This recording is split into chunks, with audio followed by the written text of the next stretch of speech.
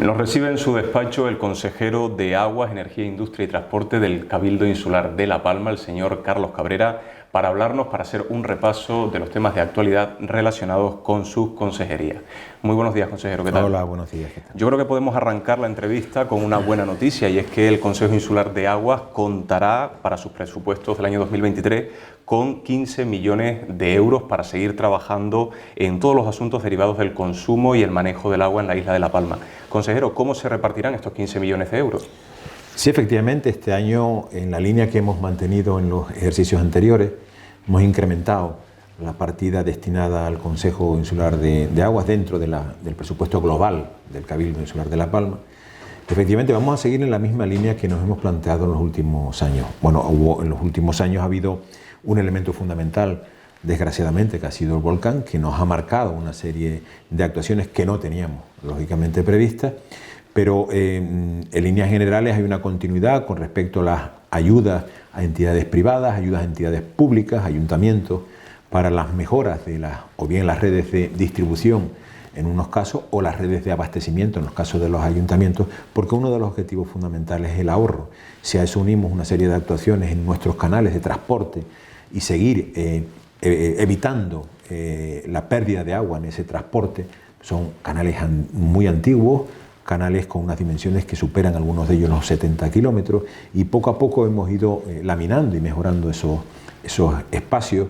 También actuaciones destinadas a la redacción de proyectos, a las mejoras de las balsas de Barlovento, de la balsa de Dos Pinos, de la balsa de Cuatro Caminos, de otras balsas que también tenemos prevista la redacción del proyecto, y al mismo tiempo otras infraestructuras hidráulicas que ya llevamos trabajando durante muchos meses, que concretamente actuaciones de sondeo y mejora para llegar al acuífero más importante que tiene la isla, situado en el paso, el túnel de trasvase, que hay un conjunto de actuaciones importantes en la misma. Y en materia de emergencia, en materia de actuaciones relacionadas con el volcán, continuar con el labor. Hemos invertido ya en torno a unos casi 20 millones de euros en actuaciones declaradas por emergencia hidráulica, destinadas a llevar agua a los vecinos o a llevar agua a los agricultores, con un conjunto de actuaciones, y vamos en esa línea. Esta línea es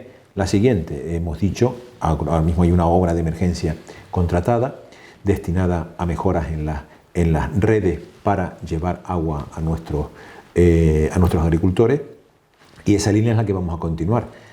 Parte de esos millones van a estar destinados a, desde el momento, el instante en que podamos llevar agua, porque ya se han abierto las correspondientes vías de acceso a fincas o a viviendas en la zona afectada por el volcán. Acto seguido, como lo hemos hecho hasta ahora, el Consejo Insular de Agua invertirá para llevar las conducciones. En definitiva, se trata de continuar en una labor que ya hemos iniciado, pero fundamentalmente con dos objetivos: ahorro y buena distribución y transporte del agua. Municipios que se han visto beneficiados por esta mejoría de la red del agua potable pueden ser, por ejemplo, la Villa de Maso, Punta Llana, San Andrés y Sauce, pero también hay un proyecto de creación importante que es el de la Balsa del Paso. ¿Podría explicarnos este proyecto, consejero? Hay varios convenios con los ayuntamientos, como decía, en las que fundamentalmente se trata de mejoras de las redes de abastecimiento del municipio. Hay algunos municipios en la isla de La Palma, aunque eso ha ido mejorando, que tienen unas pérdidas que son tremendas, ¿no? Y no es inadmisible que haya unas redes de distribución de agua para los vecinos en sus domicilios, en sus negocios, en sus comercios, en sus oficinas. En cualquier lugar de un municipio no se puede transportar agua, llevar agua, distribuir agua y perder en el camino un porcentaje importante. Por tanto, esa línea sí que hemos apostado directamente con los ayuntamientos, porque nos parece que es fundamental. Y concretamente la destinada al sector primario es la balsa del Paso. Nosotros hemos firmado hace ya algunos meses con la SEIASA, que es una empresa, una sociedad pública estatal, una aportación que va a superar el 1 millón de euros, que es la aportación que en principio debería llevar a cabo la comunidad del Paso, pero que la ha asumido el Consejo Insular de Aguas. Es una balsa insular y por tanto está claro que la debe asumir el Consejo Insular. Es una balsa además históricamente demandada. que finalmente pues hemos logrado firmar ese acuerdo. Estamos pidiéndole a la SEIASA que comiencen ya las obras, ¿no? Yo creo que ya ha transcurrido tiempo suficiente desde la suscripción del convenio y que por tanto lo que toca ahora es empezar ya a trabajar en esa obra, porque nos va a permitir ayudar al sector primario en general, no solo a la zona del Paso, sino en general a los agricultores de la isla. Una infraestructura fundamental para la agricultura en la isla de La Palma. Hito histórico, según palabras del presidente del Cabildo de La Palma, Mariano Hernández Zapata, la construcción de la tubería que pretende llevar agua entre Las Ollas y El Remo. Una tubería, debemos de recordar, que está construida por encima de La Fajana. ¿En qué fase se encuentra ahora mismo la construcción de esta obra? Es una conducción, que conviene aclarar, de transporte público y por tanto con una inversión pública del Consejo Insular de Aguas directamente cercana a los 6 millones de euros. Que bueno, ha pasado por muchas vicisitudes. Hemos tenido problemas en cuanto a la ejecución, fundamentalmente con los gases en determinados puntos, en determinadas zonas. Concretamente, se ha retrasado un poco. Si sumamos los intervalos de tiempo, podemos estar hablando de más de un mes en las que no se ha podido trabajar, si sumamos todos los días en los que no se ha podido trabajar, porque en la base del acantilado, que es la última parte, la última fase de esa ejecución, porque ya prácticamente el resto está listo, se producen emanaciones de gases con una asiduidad pues no deseada, ¿no? Y evidentemente la seguridad es lo primero, y por eso pues han tenido que suspender en determinados momentos, en muchos momentos, según me dice la propia empresa, esa ejecución. Pero ahora mismo estamos hablando de un 95% de la ejecución de la obra para ponerla en funcionamiento. Luego faltarían algunos retoques que me preocupan menos, porque lo que queremos es que se ponga en funcionamiento cuanto antes. Esto supone que si no pasa absolutamente nada normal, es decir, que si no se producen situaciones inesperadas por gases o por cualquier otra causa, finalmente, según las previsiones que me transmite la propia empresa y la propia dirección de obra, tras la insistencia de este consejero en que tenemos que acabarla cuanto antes, pues espero que en las próximas semanas, durante este mes de marzo, podamos tener ya finalizada y puesta en funcionamiento esa obra que es histórica para la isla de La Palma, es histórica para el sector primario. No debemos olvidar que ahora mismo estamos utilizando una desaladora, porque el agua que disponemos en un lado no la podemos llevar al otro lado, y por eso está, como habitualmente se hacía antes de la erupción del volcán y la llegada de esas coladas a esa zona, pues ahora tenemos la ventaja de contar con un dispositivo público importante para la zona, y podemos ya recuperar esas aguas que tanto necesitamos. Sin embargo, consejero, a pesar de tratarse de una obra histórica, está siendo cuestionada por la demarcación de costas, que propone una sanción de 1,7 millones de euros. De hecho, ya emitieron un expediente sancionador de paralización de las obras. ¿Con qué recursos cuenta el Cabildo de La Palma para defenderse? Nosotros tenemos los recursos jurídicos y técnicos que lo avalan, ¿no? Lo hemos dicho por activa y por pasiva, y en todo ese expediente. Nosotros tenemos abiertos dos expedientes. Uno, para la concesión. Bueno, hay que recordar que cuando declaramos la emergencia, que nos la ampara la ley de contratos del sector público y el decreto 2021, decreto ley 2021, que establece la posibilidad de declarar la emergencia para este tipo de obras de uso colectivo, nosotros optamos por la declaración de la emergencia. Y optamos por la declaración de emergencia como lo hemos hecho en todas las actuaciones hidráulicas que hemos ejecutado. Todas las hemos declarado de emergencia, porque si nos ampara la ley, declaramos esa emergencia. ¿Eso qué significa? Que las obras comienzan de inmediato, porque se trata de una obra de emergencia declarada por órgano competente, Consejo Insular de Aguas, de emergencia. Nosotros consideramos que cuando eso ocurre, no hay territorio alguno que queda fuera de ese ámbito. No hay territorio ninguno. No está la propiedad privada. Podemos pasar una carretera declarada por una emergencia por un terreno privado. Lógicamente luego hay que expropiar y hay que pagar ese terreno, pero inicialmente comenzamos la obra porque se trata de una obra de emergencia, que no cuenta sino con un estudio básico, no hay un proyecto definitivo, y por tanto eso es lo que hemos hecho. Entendemos que el territorio que está en dominio público marítimo y terrestre, cabe la posibilidad, y ahí están los estudios jurídicos, técnicos de la casa y de algún técnico externo que avalan que efectivamente podemos ejecutar esa obra, sin perjuicio de que al mismo tiempo tramitemos la concesión administrativa. ¿Qué es lo que hemos hecho? Ahora mismo nosotros tenemos un expediente de concesión, de solicitud de concesión, que no lo han resuelto, que lo deberían haber resuelto ya, para autorizarnos esa obra, que es un uso autorizado por la ley de costas. No está prohibido esa actuación. Está prohibido, por ejemplo, unos colectores. Pero curiosamente, nosotros tenemos 6 expedientes de colectores, relacionados con colectores, con depuradoras, en la zona costera, en la isla de La Palma, que los construyó el gobierno de Canarias, que no tiene autorización de costas y que ahora nosotros estamos intentando legalizarlo porque no ha sido trasladada la competencia de esas depuradoras, 6 expedientes, al Cabildo Insular de La Palma sin la autorización de costas y, por supuesto, sin ningún tipo de expediente sancionador que no ha recibido el gobierno de Canarias. Bueno, esto conviene aclararlo. La rapidez, la celeridad en la que se ha llevado este asunto del expediente sancionador, no tanto el expediente de concesión administrativa. Por tanto, nosotros decidimos continuar la obra porque no es un capricho de nadie, es una necesidad de todos y tenemos avalado desde el punto de vista técnico-jurídico.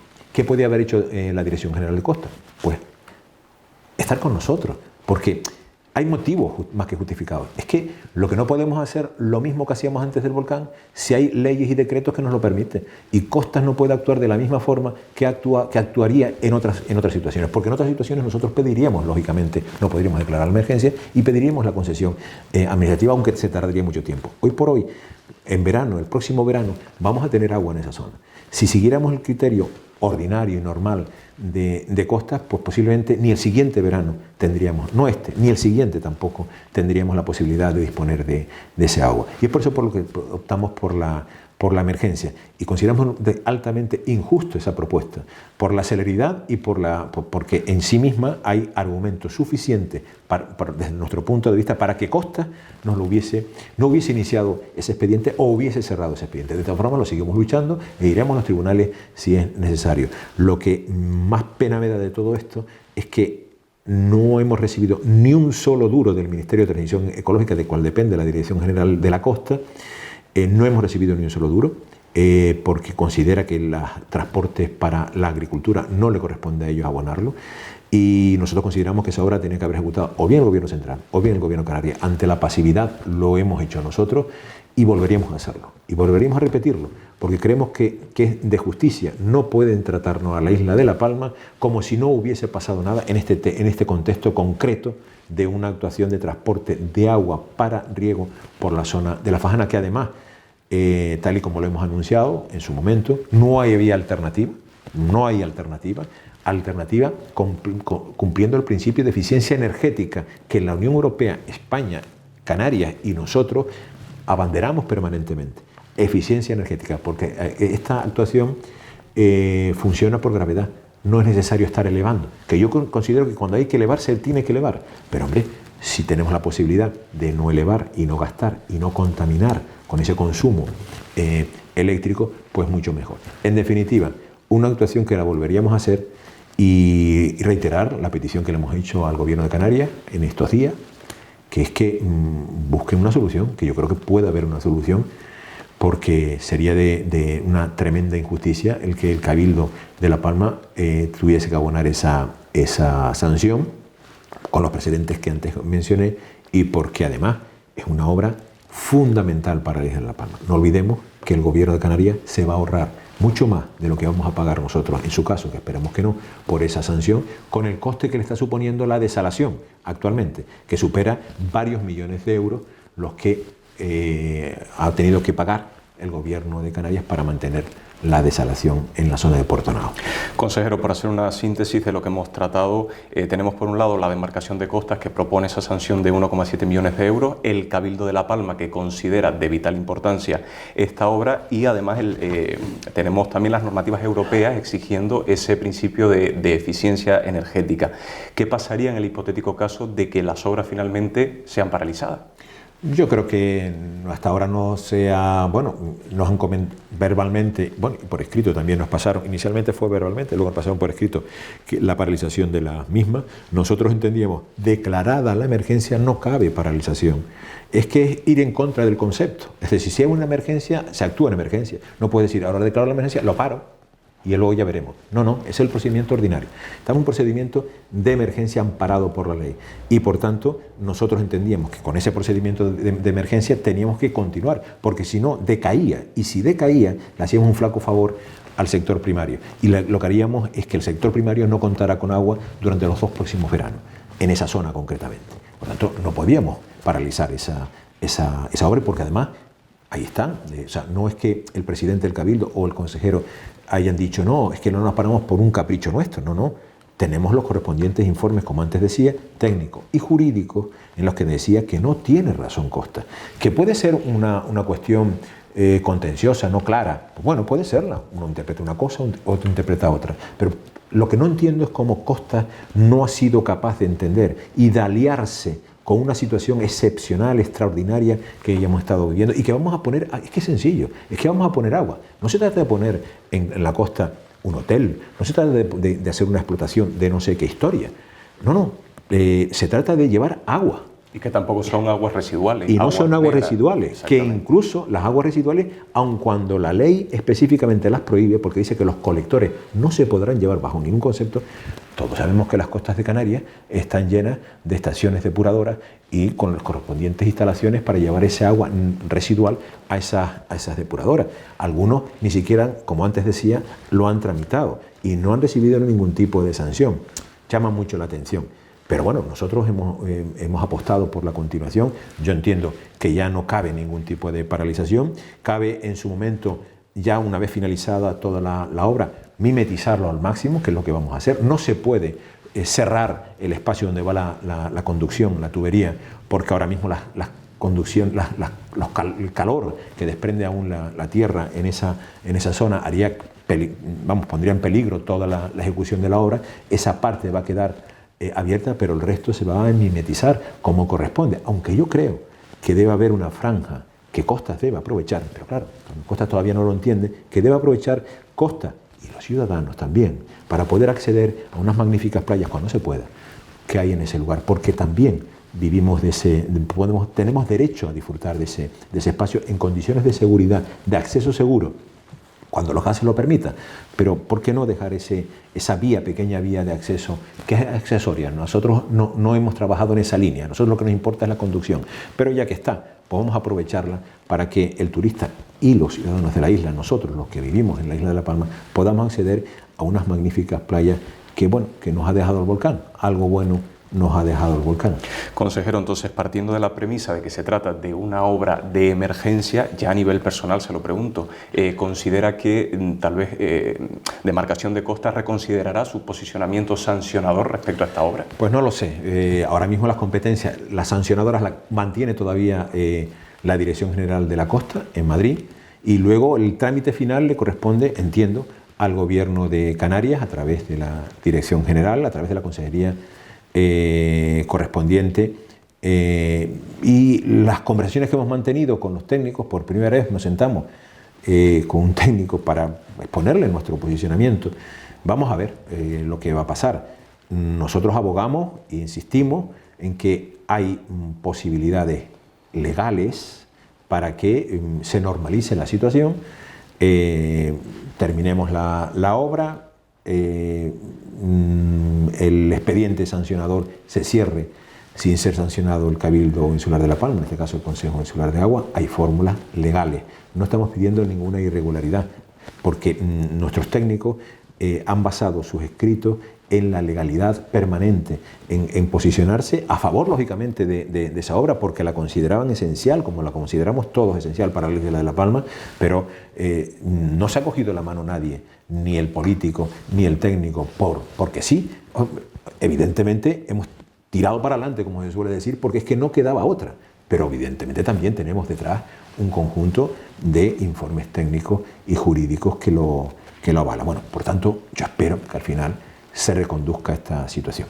Ojalá que finalmente esta situación se reconduzca. Consejero, muchísimas gracias por habernos recibido en su despacho y a seguir trabajando por la isla de La Palma. Muy bien, gracias a ustedes. Muchísimas gracias.